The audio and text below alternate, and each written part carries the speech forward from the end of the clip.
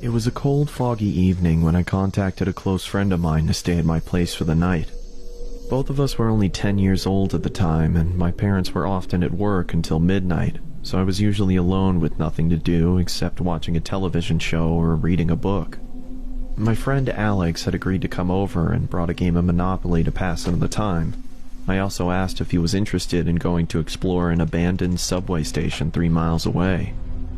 He seemed excited at first, so we planned to go on the trip in the morning.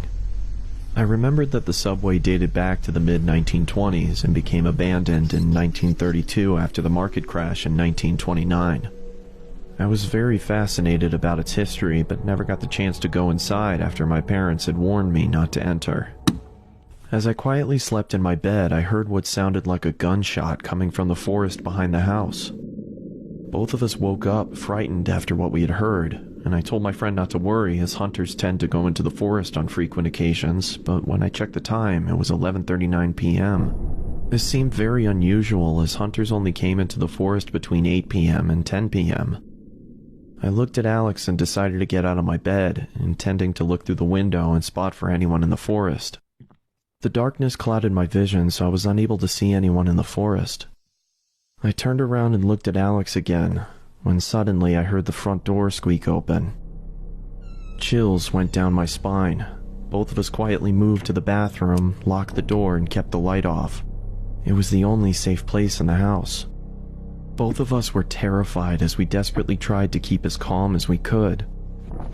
We heard footsteps getting louder and louder until they stopped in front of the bathroom door. And then this is when the most terrifying sound forced my heart to almost burst. Both of us screamed as the person chopped the door to pieces. It was pitch black inside the room, making it hard to find the vent, and by the time I spotted the vent, the person behind the door had made a hole big enough for us to see him. The man adorned black leather and was wearing a plague doctor mask. I scurried back to the vent, but it was too high above the floor for us to reach it, so Alex told me to go first because he was the strongest. He lifted me up on his shoulders, allowing me to open the vent and crawl inside.